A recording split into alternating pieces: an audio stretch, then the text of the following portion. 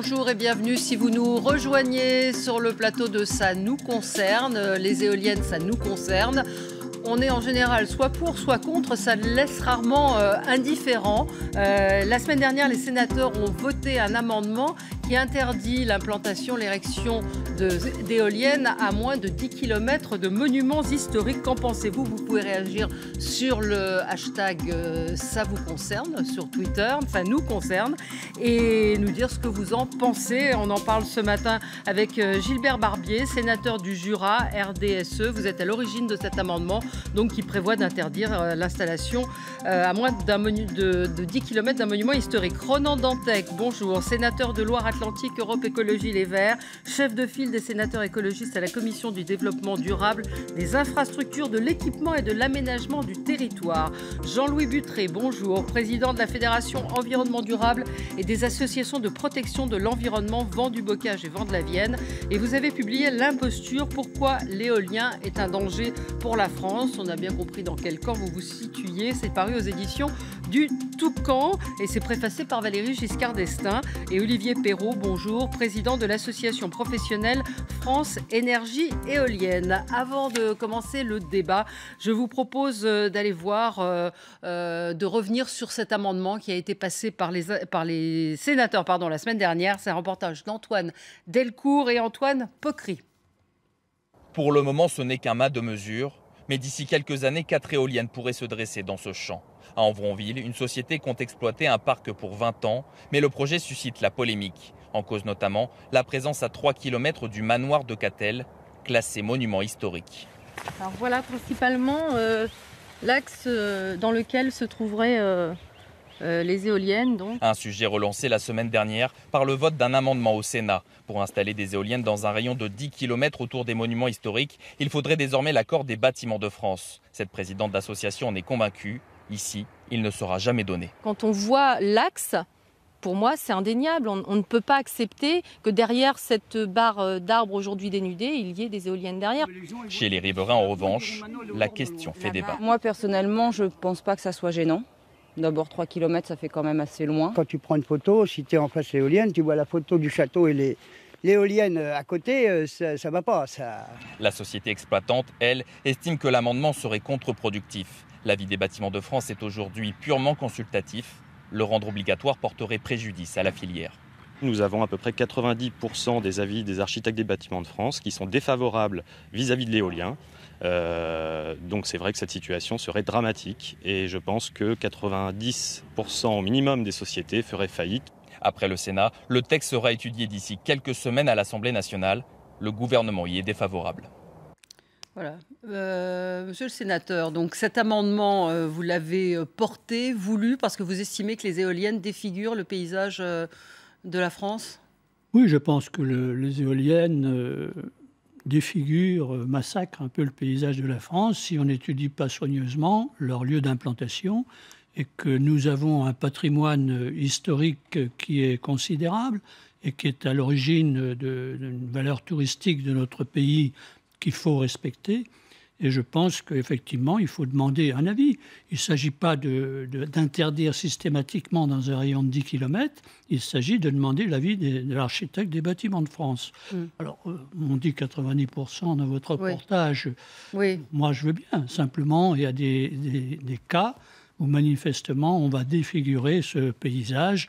Et je le regrette, c'est tout. Protégeons ce que nos ancêtres ont fait. Le passé est une chose qu'il faut respecter. Alors, c'est vrai que quand on regarde la carte, elle est assez impressionnante. Des endroits où on ne pourrait plus implanter d'éoliennes. Je ne sais pas si on peut la voir. Il ne reste pas beaucoup d'endroits. En gros, en rouge, c'est tous les endroits où on ne peut pas implanter d'éoliennes. Vous savez, s'il y a un calvaire qui est devant la place de l'église dans un petit village et qui est classé monument historique, je pense que l'ABF aura la possibilité de dire ça ne gêne pas la visibilité de ce monument classé.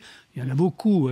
Il faut retirer un certain nombre de classements qui, effectivement, ne posent pas de problème. Il y a aussi le problème du relief. Oui. Et que des 10 km, si une colline qui est à 2 km et qui cache complètement l'éolienne, à la limite, je pense qu'on pourra donner des autorisations. Je pense qu'il faut être raisonnable dans ce secteur comme dans d'autres. Ronan Dantec. Que dire, si ce n'est qu'ici et là, le Sénat vote des amendements fantaisistes et que l'Assemblée nationale les détricote, mais que ça donne une mauvaise image du Sénat, c'est-à-dire d'un Sénat qui essaye de défendre une France sous cocon, qui est la France du passé, qui ne répond pas aux enjeux d'avenir, parce que c'est quand même d'abord un enjeu économique extrêmement important. C'est des dizaines de milliers d'emplois qui seraient évidemment menacés par cet amendement, mais il ne passera pas à l'Assemblée nationale. Et puis surtout, c'est la facture de tous les Français, puisque derrière l'éolien, c'est notre capacité à regagner de la compétitivité en termes de production électrique. Aujourd'hui, l'éolien est à peu près 2 fois moins cher que la production d'un EPR, et sans compter les coûts absolument faramineux du stockage des déchets nucléaires. On parle de 35 milliards pour la filière à Bure. Et que donc ce type d'amendement, je vais être un peu sévère, mais c'est des amendements déclinistes. C'est-à-dire une France qui refuse de se projeter vers le futur, qui vit dans le passé. Et j'ai bien écouté l'explication, donc je rappelle à mon collègue sénateur qui a déjà un avis des Bâtiments de France, que cet avis mais qui n'est que consultatif, qui n'est pas contraignant. Mais qui est souvent suivi des faits. Moi, j'en ai pas mal d'exemples, et je pense qu'on en a beaucoup, et que surtout, c'est finalement l'avis consultatif, ça veut dire que ce pays doit être capable de trouver des consensus, ça veut dire que les paysages remarquables sont protégés, qu'à l'inverse, quand on est sur quelque chose de secondaire, évidemment, on produit de l'éolien parce que c'est l'électricité la moins chère aujourd'hui. Mais vraiment, c'est quand même le refus de se projeter dans l'avenir, et c'est assez inquiétant par rapport à la représentation nationale. Alors, il y a beaucoup de polémiques quand même autour de l'éolien, en particulier au moment où on a commencé à en installer en France, et sur l'effectivité, enfin sur l'intérêt d'avoir des éoliennes, sur cette énergie. Peut-être que vous pouvez avant qu'on reparle du paysage, sur le fait qu'il n'y avait pas tout le temps du vent. Est-ce que c'est vraiment efficace cette énergie? Est-ce que vraiment... Vous savez, moi, ce matin, j'ai pris le train, j'ai traversé la Bourgogne en TGV. Et j'ai ce spectacle, en passant en TGV, de ces éoliennes qui, ce matin, vous voyez, soleil levant, étaient complètement à l'arrêt. Et je me disais, s'il n'y a que ces éoliennes qui sont là pour faire avancer le TGV à 280 à l'heure, il faudrait qu'il y en ait beaucoup à travers la France. L'éolienne, c'est une source d'appoint, qui est le problème de l'irrégularité. On sait très bien qu'aux heures de pointe, comme ce matin à 7h30, il fallait de l'électricité, il faisait froid, ça gelait. Mais il n'y avait pas de vent. Il n'y avait pas de vent. Alors peut-être que monsieur peut répondre sur cette question. Non, mais je crois que la question la question, c'est la question de l'intégration de l'énergie éolienne dans le réseau électrique. C'est une question qui est relativement complexe, et c'est une question d'adéquation entre l'offre, la production électrique, et la demande, c'est-à-dire la consommation. Aujourd'hui, les caractéristiques de l'éolien, c'est d'être aussi très réparti. Donc en France, il y a 3 régimes de vent, ce qui permet d'assurer effectivement une certaine permanence de cette production. Il y a aussi c'est une énergie qui est prédictible, c'est extrêmement important. Si vous demandez à l'exploitant de réseau, c'est quelque chose qu'on peut prédire 72 heures à l'avance. Donc on peut aussi piloter la demande. De plus en plus, on pilotera la demande avec des systèmes comme le compteur Linky, avec le réseau intelligent, avec la voiture électrique. Donc aujourd'hui, et il y a aussi, il y a bien évidemment d'autres pays. Il y a une plaque européenne. Donc c'est tous ces composantes qui participent à l'équilibrage du système électrique. Et les renouvelables, et l'éolien en particulier, ont toute leur place dans ce système. C'est quand même une énergie qui est irrégulière. Mais sur le fond de la régularité, effectivement, de l'énergie... Mais c'est une caractéristique. C'est une énergie d'appoint. Mais elle est effectivement... Non, c'est pas une énergie d'appoint, c'est une énergie de base et qui va prendre une place de plus en plus grande. On voit bien qu'en Allemagne, par exemple, ou dans d'autres pays, elle prend une place très grande et les réseaux ne se sont pas effondrés. J'ai voyagé en Allemagne. Et je voudrais dire aussi que si c'est ça, je voudrais dire aussi qu'on n'a pas, je voudrais dire aussi qu'on a installé 10 gigawatts. La vallée du Rhin. Attendez, laissez terminer, monsieur. On a installé en France déjà 10 gigawatts d'éolien, donc c'est 5000 éoliennes, et on entend dire parfois qu'effectivement il y a besoin d'avoir une capacité équivalente dans notre système, mais on n'a pas du tout, non seulement on n'a pas installer des nouvelles capacités de production carbonées ou autres, mais non seulement, mais en plus, effectivement, EDF est en train de les enlever de son réseau. Donc aujourd'hui, ça joue pleinement son rôle dans le système électrique. Alors, pourquoi l'éolien est un danger pour la France ? D'abord, je voudrais voir l'aspect économique. Je suis en parfait désaccord avec ce que dit... C'est les chiffres connus de tous que j'ai donnés, simplement. Mais si vous avez d'autres chiffres, je suis preneur. Si vous permettez que je parle. Allez-y. Je vous remercie. Donc, c'est une énergie subventionnée. Il faut bien voir que tous les Français doivent comprendre que depuis l'installation de la première éolienne en France, c'est-à-dire en 2001, c'est une énergie subventionnée qu'ils sont en train de payer sur leur facture d'électricité. Ça, c'est anormal. Au bout de 15 ans, c'est plus du développement. Deuxièmement, ce qu'il faut comprendre aussi, c'est que l'éolien profite d'un tarif garanti par l'État. Et quand j'entends dire que c'est une énergie compétitive, aujourd'hui, le prix de marché de l'électricité est 30 centimes d'euros le kilowattheure. Et il faut savoir que les gens qui vendent cette électricité éolienne la vendent à 3 fois plus, c'est-à-dire à 90 centimes d'euros le kilowattheure. Je ne vous parle pas de ce qui va arriver en mer, puisque ce sera plus de 220 centimes d'euros de kilowattheure. Ça, c'est la France qui paye. Ensuite, ce qu'il faut savoir, c'est que toutes les machines sont importées. Toute éolienne qui arrive en France, on fait travailler des usines en Allemagne et au Danemark. Et ça, en ce moment, je crois que c'est vraiment pas le moment. Donc, si vous voulez, c'est une énergie qui, au point de vue économique, est en train de couler le pays. Erreur, quand on dit il n'y a pas besoin de réguler l'éolien. Tout spécialiste, je suis physicien d'origine, écoutez, tout spécialiste sait que ce n'est pas une énergie renouvelable, c'est une énergie intermittente. Quand il n'y a pas de vent, il n'y a pas d'électricité éolienne. Et quoi que vous fassiez, il vous faudra derrière des capacités. Je vous donne un exemple. Alors, vous voulez parler du nucléaire? J'ai travaillé, monsieur, 3 ans comme ingénieur de recherche à l'époque, dans le début de ma carrière, dans des centrales nucléaires, et je travaillais les réacteurs. Donc, je peux vous parler d'un...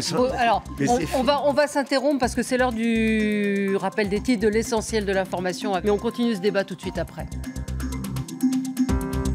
Un retour sur le plateau de Ça nous concerne et on parle des éoliennes. Alors, Jean-Louis Buttré disait que cette énergie est en train de tuer la France. Oui, alors ce qui tue la France, très clairement, et ce qui tue le budget de la France, c'est le besoin de recapitaliser Areva, c'est l'endettement massif d'EDF. On est en train de tuer le service public français et de l'électricité. Et on est en train de le tuer parce qu'on a fait de la production avec le nucléaire. Le nucléaire, aujourd'hui, ça ne marche plus, ça ne se vend pas. Les investissements prévus dans l'éolien et le renouvelable en Europe, pendant 10 ans. C'est 20 fois plus, entendez bien, 20 fois plus d'investissements dans le renouvelable en Europe que dans le nucléaire. C'est-à-dire que la France s'est marginalisée. Le terme est même probablement en dessous de la vérité. Ça a été très bien dit tout à l'heure par le fait que finalement on exporte les turbines parce qu'on n'a pas d'industrie alors qu'on était très très bon en électromécanique. La France a raté le virage du renouvelable. C'est l'éolien, c'est le solaire. Ce sont les grandes dynamiques mondiales qui se mettent en place après la COP21. Et nous avons en face de nous, nous qui sommes dans l'avenir, un groupe de gens, un lobby, qui refuse absolument de se projeter, qui essaye de retarder encore les échéances, et c'est un déclin français. C'est extrêmement grave. C'est extrêmement grave, mais il faut aujourd'hui se battre. Défiler le programme de élever les Verts. Ouais. Je m'excuse, mais enfin, nous n'avons pas du tout cette même analyse en tant que citoyens. Mais c'est ça, parce que... deux fois moins cher. Je voudrais simplement apporter deux éléments. Monsieur Barbier, juste, là, vous êtes entré dans le débat avec cette interdiction pour l'environnement. On n'est pas ici pour débattre du nucléaire ou pas du nucléaire. Mais justement, on est ici pour défendre notre patrimoine. Mais alors, est-ce que c'est pour défendre le patrimoine que vous avez déposé cet amendement? Et je voudrais signaler à M. Dantec, qui me traite de passéiste, ce que je veux bien accepter vu mon âge, c'est de lui dire que lui aussi, il est passéiste. Parce qu'à l'article 33 bis, qu'est-ce que demande? Il a déposé un amendement de suppression de cet article. Pourquoi? Parce que lui, il veut supprimer les petits barrages qu'il y a sur les cours d'eau au nom du rétablissement de l'écologie des rivières. On veut supprimer ces moulins, vous savez, qu'il y a au bord des rivières, qui font partie du patrimoine de la France. Et puis l'argument qu'il faut dire dans cette affaire, c'est qu'on appâte les communes en leur proposant une redevance annuelle. Et moi, j'ai interrogé les maires de mon département, je leur ai dit « Pourquoi vous voulez des éoliennes ?» Parce que ça m'a rapporté 30 000 € à ma commune. Mais tu es pour, pas spécialement, mais tant pis, bon, on va sacrifier notre territoire pour récupérer 30 ou 40 000. On le renforce. Mais c'est la vérité. On renforce en termes d'emploi et en termes de recettes. C'est complètement une fois l'éolienne installée dans nos villages, le terme d'emploi, ça ne va pas apporter beaucoup d'emplois dans le département. C'est beaucoup d'emplois régionaux, l'éolien. Non. Alors, peut-être les installateurs, il n'y a aucune fabrication sur les emplois. En France. Mais vous l'entendez, cet argument du paysage, parce que c'est quand même le thème ce matin. Le tourisme est la première industrie française qu'il faut préserver, et puis préservons ce qu'ont fait nos ancêtres. Enfin, qu'est-ce qu'on veut pour la France? Est-ce qu'on veut des champs Je voudrais que monsieur puisse répondre un petit peu. Il n'a pas beaucoup parlé. Sur les aspects... Ils vendent des éoliennes. Mais oui, mais qui nous donne son point de vue. Laissez-le parler. On a bien compris que vous n'en vouliez pas. Il n'y a pas de souci. Ce que je voudrais juste témoigner en tant que praticien, c'est que effectivement, il y a un grand dynamisme aujourd'hui de la filière éolienne en France. On a créé, pour l'illustrer du point de vue économique, il y a eu 2000 combien? Il y a eu 2000 emplois créés. Il y a eu 2000 emplois créés. Vous en fabriquez combien? Il y a eu 2000 emplois créés en 2015 l'an dernier. Vous les vendez? Et combien il y en a de perdus par l'économie que vous massacrez actuellement? Non, mais il y a eu 2000 emplois créés l'an dernier. Combien vous avez touché? Laissez-le aller au bout, puis après vous. Il y a eu 2000 emplois créés. Cet amendement, 2000 emplois, c'est autant à peu près que l'usine Toyota à Valenciennes. Donc ce sont des commerciaux? Absolument pas. Alors, donc, mais quel type d'emploi? C'est beaucoup des techniciens, c'est des ingénieurs, des techniciens, des projeteurs, des chefs de projet, il y a eu beaucoup. Combien il y en a de fabriqués en France, monsieur? Combien il y a d'éoliennes? Combien vous fabriquez d'éoliennes en France? Qui fabrique des aujourd'hui une éolienne, si vous voulez. Non, mais les roulements à billes des éoliennes sont faits en Vendée. On parle du cœur de l'éolienne, 700 kg de nacelle. Une éolienne, c'est un assemblage de composants. La valeur, elle est dans les composants. Aujourd'hui, les mâts sont fabriqués en France, des roulements sont fabriqués en France. Les pales sont fabriquées en France. Le grand fabricant, c'est Vestas que vous représentez, c'est Enercon que vous représentez. Ce sont des Allemands et c'est des Hitler. On a un tweet de quelqu'un qui nous dit ça profite à l'industrie allemande. Structurons une véritable filière industrielle plutôt que de retarder les échéances. Vous êtes parti 15 ans en retard. Moi, quand je parle au maire, parce qu'on crée des emplois avec des jeunes techniciens qui s'installent dans des territoires ruraux, qui revitalisent, qui augmentent l'attractivité des territoires. Mais moi, je parle aux maires aussi, je veux aussi sur le terrain. Et les maires, je peux vous dire qu'ils nous accueillent à bras ouverts. Mais ils vous accueillent à bras ouverts parce que vous leur donnez de l'argent. Non, ils accueillent à bras ouverts parce qu'on apporte des emplois, et des emplois non délocalisables. Pas dans les communes rurales, où créez pas d'emplois. Vous achetez les agriculteurs qui n'ont plus d'argent. Parce que vous leur promettez un bail à 20 ans, et vous leur dites, monsieur l'agriculteur, vous n'avez plus beaucoup d'argent, je vous donne 8 000 € par an ou 6 000 € par an pour louer le terrain, pour mettre une éolienne. Ensuite, vous dites à la mairie, actuellement, l'État a des problèmes, vous avez de moins en moins de redevances, donc vous aurez une taxe l'IFER. Ce qu'on dit pas en général aux maires, c'est que l'IFER est réparti entre la commune, la communauté de communes, le département. Les maires, ils connaissent... Non mais attendez, on les rencontre, s'il vous plaît, les maires. Je peux faire... Mais je ne veux pas entendre ici le programme de Élever les Verts. Je le connais par cœur, d'un groupuscule qui est en train de disparaître. On essaie actuellement... des territoires ruraux que je rencontre. De faire une stratégie pour la France qui remette la France sur les rails. Et je vous dis, aujourd'hui, l'énergie éolienne est en train de la plomber. Tout le monde vous le dira. Non, une machine, ça vaut 2 millions à 3 millions d'euros pièce. 1000 machines par an, c'est 2 à 3 milliards d'importations. Voilà ce que... Écoutez, mais c'est aussi des investissements énormes qui sont faits dans les territoires, qui apportent un grand dynamisme. Mais on a un retour très positif. Vous voulez qu'on revienne sur l'histoire de la carte de France des riverains et des communes. Je voudrais qu'on parle du paysage. Du paysage. Qui a fait le calcul? C'est ça, mon amendement, ça qui a pu faire ce calcul aussi idiot? Qui est le suivant? 10 km, je vais très vite, ça fait 314 km². Oui. Donc, comme il y a 35 000 monuments, on 45. Multiplie cette surface par 35 000. Et on vous dit la chose suivante, je m'excuse, ça a été publié par le syndicat des énergies renouvelables, si vous permettez. Et on vous dit, ça fait 20 fois la surface de la France, donc l'amendement, tout. Et on vous montre une carte. C'est complètement débile. Je prends donc Paris. Ça a été publié par l'industrie des énergies par Madame Blandin. Elle ne doit pas connaître la règle de 3. Non, mais je me prends. Non, aujourd'hui, la question, c'est qu'avec cet amendement, permettez que je finisse. Avec cet amendement, pas tous en même temps. Pas tous en même temps. Paris, 1800 monuments classés. Si on prend votre chiffre, 300 km² multiplié par 18 000, on arrive à 100 fois ce qu'il faudrait pour sauver Paris. C'est-à-dire, vous publiez des chiffres par vos communicants, aujourd'hui, ce qui resterait comme surface, parce que vous êtes ensemble, ELV et le syndicat des énergies renouvelables, à chaque fois qu'on en voit, on voit l'autre. On peut se poser des questions aussi depuis 2001. Des fois, on voit d'autres lobbies aussi, mais c'est pas la question. Est-ce qu'on peut revenir au fond du dossier? Est-ce que lorsque vous publiez des chiffres aussi idiots... Le fond du dossier, c'est de préserver les paysages de notre pays. Moi, je vous dis, le renouvelable, c'est la chance de la France rurale. Ce n'est pas de renouvelable. Et notamment... C'est une énergie intermittente. Pas tous en même temps, laissez-le terminer. Les seuils sur les rivières. Je vais vous parler de l'agriculture française. Oui. L'agriculture allemande est devenue en chiffre d'affaires supérieure à l'agriculture française ces dernières années. Quel rapport avec allez vivre en Allemagne, alors vous arrêtez pas de dire qu'on est en retard. Laissez-moi parler un petit peu. Son chiffre d'affaires est devenu supérieur parce que les agriculteurs allemands ont valorisé leur foncier et leur production avec l'intégration de la stratégie de production énergétique. Donc ils ne sont plus agriculteurs. C'est complètement faux. Mais non, mais c'est vrai. On n'a pas la même vision de la France, monsieur. Vous contradisez. Vous êtes allé sur la vallée du Rhin. On n'a pas la même vision de la France. Quand vous avez un foncier et que vous réussissez à le valoriser en mettant de l'éolien, votre exploitation, elle est plus forte. Monsieur Dantec, vous êtes allé dans la vallée du Rhin. C'est une chance pour le territoire rural. Ce qu'il faut, c'est valoriser nos produits agricoles et pas rendre les agriculteurs fabricants d'électricité éolienne. Mais pourquoi? Ce qu'il faut actuellement, la qualité des produits baisse. On a de la malbouffe. Ils sont plus agriculteurs dans ce cas-là. C'est totalement idéologique. Aujourd'hui, vous interdisez peut-être aussi les traites industrielles, les machines à traire. Un mot, ou alors à moins qu'on puisse pas parler.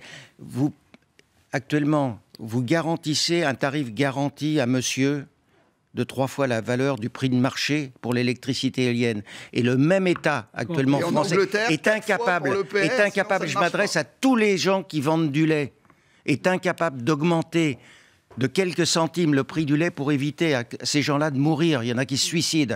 Je trouve ça ignoble. On fait énormément de Arrêtez les subventions à éoliens et augmentez le prix du lait. De la France depuis 30 ans qui a mis les agriculteurs en fabrication. Monsieur Dantec, une question. Oui, c'est ce que j'allais vous dire. L'agriculture, c'est l'agriculture. Mettre des panneaux éoliens dans une exploitation, il n'est plus agriculteur. Il devient exploitant. Non, mais je vous pose la question. Quelle est cette vision du monde où on considère qu'un agriculteur est monotache, alors que l'évolution européenne... Il peut vendre des kebabs aussi et s'installer vendre des frites. À partir du moment où on a de la production, la transition énergétique, c'est ça qui a renforcé l'agriculture allemande. Il faut que ça renforce l'agriculture.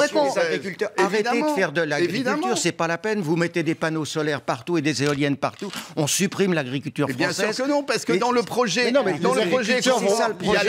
Si c'est ça le projet de l'écologie des Verts, je comprends pourquoi vous avez plus les microcentrales aussi. Mais vous vivez dans le monde d'aujourd'hui. Mais je vis dans le monde d'aujourd'hui. On n'a pas la même vision. Vous avez une vision productiviste alors que vous êtes vert, alors que moi, actuellement, j'essaie de faire une France qui a une âme, où les agriculteurs soient des agriculteurs, qui fassent des bons produits, où on n'aille pas vers des produits bas de gamme et de la malbouffe. Monsieur Perrault. Ah ben ça, on est bien d'accord. Alors, Monsieur Perrault. Arrêtez de soutenir l'éolien. Est-ce qu'il va arriver à parler, Monsieur Perrault? Non, ce que je veux juste dire, c'est que le vent, c'est une ressource locale. Elle est locale. Donc, je pense que c'est une très bonne chose et ça me paraît tout à fait vertueux qu'effectivement, les populations locales en bénéficient, puissent moissonner le vent quelque part. Donc, qu'il y ait des retombées, c'est très positif. Je prends un exemple, alors qui est dans le domaine de l'éolien maritime, mais j'avais rencontré des pêcheurs, notamment de l'île Dieu. Pour eux, ils disaient clairement, si vous leur demandez, ils disent on a toujours vécu de la mer. On a vécu par la pêche, on a vécu par d'autres activités. Demain, par les exploitations piscicoles. Demain, on vivra grâce aux éoliennes. Quel est le problème de vivre des richesses naturelles? Est-ce qu'on peut revenir à la question idéologique? Est-ce qu'on peut revenir à la question de l'environnement, qui est le point de départ, c'est-à-dire sur le fait que le paysage, pour certains, est une autre affaire. Oui. Simplement, nous avons une France qui est un pays remarquable, qui est beau, qui a été travaillé par nos anciens, qui ont fait des moulins sur les rivières, que M. Dantec veut supprimer ces seuils. Mais si, article 33 bis, article 51, quinquies de la loi sur la biodiversité. Ne dites pas non, parce que vous avez voté ça. Non. Donc, si. C'est pas vrai. Bon, c'est le retour au passé. Et concernant le patrimoine, moi je dis que nos monuments historiques, vous allez à Vézelay. Si à Vézelay, vous mettez des éoliennes à 2-3 km derrière cette splendide basilique, qu'est-ce qui va se passer? Les touristes vont dire, où sommes-nous? Mais vous avez déjà un avis des bâtiments de France. Vous n'avez pas de souci, vous l'avez. C'est un avis. Moi, je suis allé cet été en Allemagne pour voir ce qui se passe. J'ai fait la vallée du Rhin. Eh ben, je vous assure que les Allemands, ils sont bien courageux de pouvoir vivre dans ce secteur où vous avez des pales qui tournent partout. Je pense qu'il ne faut pas en arriver. Les industries, on peut aussi supprimer les industries. Oui, mais ça, et garder juste. Mais c'est vrai qu'on a un certain nombre. On a un certain nombre d'images. Je ne sais pas si on peut les voir de photos. Moi, j'ai reçu plus d'une centaine de maires de communes qui me disent. Regardez. On envisage. Regardez là ces images. Regardez ça. Regardez. C'est ça que vous voulez de la France. Alors, il y a des Nous avons des centaines d'exemples. Des animateurs radio qui trouvent ça joli. Des centaines vous massacrez les vieux villages, vous massacrez le patrimoine historique. Vous mettez des éoliennes, il faut le savoir aussi, dans les parcs naturels régionaux, parc du Haut-Languedoc-Roussillon, 3 à 600 machines. Est-ce que vous êtes écologiste? Oui. Et vous dites, je suis d'accord pour mettre des éoliennes dans un parc naturel? Parce que d'abord. Non, mais est-ce que vous êtes d'accord pour mettre des éoliennes dans un parc naturel? Qu'est-ce que vous entendez par parc naturel? Si c'est pour mettre des éoliennes, des câbles, des pylônes, parce que derrière il y a des pylônes et il y a des pylônes et il y a des transformateurs pour loger. Il y a des gens qui se battent de reste. C'est la seule industrie et les professionnels pourront en parler où c'est totalement démontable et que les normes mises sur l'éolien pour qu'il soit démontable. Comme les pylônes électriques. On n'est pas capable de démonter une centrale nucléaire. Comme le béton des 1500 tonnes qu'on laisse dans le sol. Non, vous êtes tout, monsieur, sauf un écologiste. Qu'est-ce que vous pensez? Vous n'avez pas répondu. Tout sauf un écologiste. Vous faites du business. L'écologie, c'est le paysage, c'est l'environnement aussi. Le paysage ne survit pas à la crise climatique. Il faut le dire. Le 21e siècle ne survit pas à la crise climatique. Il est étonnant. Donc, il faut un modèle de production énergétique qui répond aux grands enjeux environnementaux. Le grand enjeu environnemental aujourd'hui, c'est le climat. Il se cramponne au climat. On ne survit pas, nos petits-enfants n'ont pas d'avenir au XXIe siècle avec la trajectoire actuelle. Donc il faut produire nos monuments. On le connaît par cœur depuis des années. Il faut produire de l'électricité renouvelable. Gardons les monuments. On est sur les monuments, on n'est pas sur le climat actuellement. Mais si vous saucissonnez tout, vous n'avez aucune vision globale. C'est pas possible. Non, c'est vous qui avez une vision globale. Vous n'avez pas de vision globale. Vous ne pouvez pas parler du climat quand vous parlez d'éolien. Enfin, soyez sérieux. Écoutez, parce que derrière les éoliennes, c'est une énergie alternative qu'il faut réguler. Et contrairement à ce que dit monsieur, on met des centrales thermiques. En Allemagne, c'est les pires des pollueurs. Parce qu'eux, ils ont des centrales à charbon. Quand on dit on ne construit pas de centrale thermique, alors il faut arrêter tout de suite la centrale thermique de l'Andivisio. Sachez que c'est ce qu'on propose. Ce qu'il faut arrêter, on est d'accord. Ce qu'il faut arrêter rapidement, c'est le financement donné aux communes pour l'installation de ces éoliennes. C'est-à-dire qu'il y en aurait beaucoup moins, c'est ça? Je proposerai un amendement à la loi de finances. Je proposerai un amendement dans ce sens. Et vous verrez que les candidats à l'implantation d'éoliennes sont beaucoup moins nombreux. Monsieur Perrault. Non, mais moi, ce que j'entends, c'est qu'effectivement, c'est vraiment un coup d'arrêt porté au développement de l'éolien, cet amendement. D'ailleurs, on voit bien que c'est son objectif. On voit bien de la discussion que c'est l'objectif. Bien sûr que si, parce qu'en fait, on n'a pas du tout parlé de cet amendement. Parce que vous avez déformé la carte. Les éoliennes avaient plein de problèmes. Est-ce que c'était le propos? Alors, attendez, d'abord, pour revenir effectivement à la question du paysage, d'abord, aujourd'hui, le développement d'un projet éolien, ça passe par de multiples dossiers. Il y a une planification régionale, il y a des multiples études d'impact, des études paysagères, il y a une très grande expertise qui a été développée par les professionnels de l'éolien.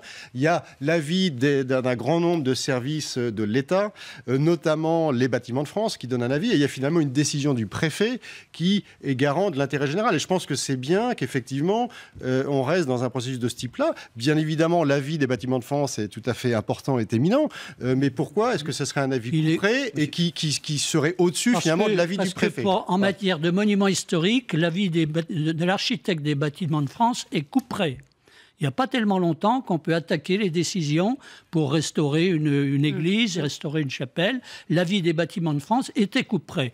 Depuis 3 ans, je crois, il y a une possibilité de recours contre cet avis de l'ABF. Donc c'est rediscuté éventuellement. L'intervention sur le bâtiment et la protection du paysage. Mais c'est pareil, un bâtiment avec une éolienne derrière, c'est une catastrophe, c'est tout. Allez, il y a une question d'une internaute, il y a une question sur Internet qui vous est adressée. Que pensez-vous donc du projet du parc éolien qui est prévu entre les îles de Noirmoutier et Dieu? Il y a du vent et pas de monument. Alors, qu'est-ce que vous pensez de ces projets en mer? Sur le offshore, je ne vais pas vous donner un avis. Il faut étudier, voir si les gens dans le secteur sont d'accord. S'il n'y a pas de monument dans le périmètre de 10 km, pour l'instant, il n'y aura pas d'opposition. Il y aura un problème technique qui se posera certainement. Je ne vais pas entrer dans le débat de savoir s'il faut de l'éolien ou s'il n'en faut pas pour notre... C'est important. Simplement, sur ce point précis, moi, je souhaite qu'on protège notre patrimoine, que ce soit ici, que ce soit ce patrimoine bâti qui fait quand même l'histoire de la France. Je sais bien qu'on peut taxer le passéisme, mais si vous gommez le passé, monsieur Dantec, vous connaissez très bien la réponse. C'est que vous obérez la vie. Et d'ailleurs, vous avez voté contre la défense des langues régionales que j'ai beaucoup défendue. Et donc, je suis aussi extrêmement soucieux de nos racines. Oui, je ne crois pas que vous étiez pour. Vous étiez contre, non? Pas du tout. C'est sûr, je ne parle pas de toi en Franche-Comté. Monsieur Buttré. Un mot sur l'offshore. Votre groupe a voté contre. L'offshore, la première critique qu'on peut faire, elle est économique. C'est-à-dire qu'au lieu de racheter l'électricité à 90, c'est-à-dire 3 fois le prix normal, il faut le racheter, on ne sait même plus, à 5-6 fois, c'est-à-dire à 220 € le kilowattheure. Première critique. Donc ça veut dire qu'on va encore plomber la France économiquement. Deuxièmement, ce n'est pas de l'offshore. Tous les parcs qui commencent au Tréport et qui vont longer les côtes, c'est de l'éolien, j'allais dire, les pieds dans l'eau. Et je vais citer qu'un que je connais très bien, qui horrifie tout un tas de personnes dans le monde. On va décorer à Romanche d'une forêt d'éoliennes sur le cimetière marin d'Aromanche. Je peux vous dire que j'ai reçu des coups de téléphone de Canadiens, de nuit même, parce qu'ils n'avaient pas le décalage en tête, en disant c'est pas possible que la France fasse une saloperie pareille. Voilà ce que je pense. C'est-à-dire que vous êtes en train cette fois d'atteindre la mémoire avec l'éolien. Il y a aussi des anciens, des vétérans américains qui ont aussi dit on n'est pas venu débarquer sur la plage de Normandie pour ossifier complètement le paysage et empêcher la France de se développer. Ils ne sont pas venus pour ça. Et il y en a beaucoup qui le disent également. Il y en a. Écoutez, vous faites toutes les études. Vous êtes contre l'éolien. Le syndicat des énergies renouvelables qui est ici. Le photovoltaïque probablement aussi. Pas tous en même temps. J'étais avec son collègue président du CER il y a une semaine sur France Inter. Nous, on est pour l'emploi et pour les factures énergétiques maîtrisées de la France. Et vous êtes en train de nous planter. L'éolien offshore, qui est installé en Angleterre, il est moins cher que le réacteur nucléaire d'Hinkley Point que va construire EDF. L'électricité est moins chère, même offshore. Du nucléaire pendant qu'il en est encore temps, c'est la facture énergétique de la France du nucléaire est complètement démente. Vous avez Madame Ségolène qui dit on prolonge les réacteurs. Vous avez le gouvernement qui veut réduire de 50%. Vous avez un rapport qui dit on peut arrêter de 100% et EDF qui dit on continue. Mais qu'est-ce que c'est que ce gouvernement? Allez, c'est fini. On a posé la question donc sur notre compte Twitter et la réponse est sans appel. Les Français qui ont répondu à votre question approuvent cet amendement. Ils répondent oui à 69%. Voilà. Oui, non, il y a pas. C'est une consultation. Voilà, c'est une consultation. Mais on n'a pas mobilisé pour faire voter. Non, pas nous, non. En tout cas. Merci. Vous pouvez remettre en cause aussi les votes. C'est une consultation. Je n'ai pas dit que c'était un sondage. Voilà. Merci. Et donc l'Assemblée nationale décidera ou non de cet amendement. Merci à vous.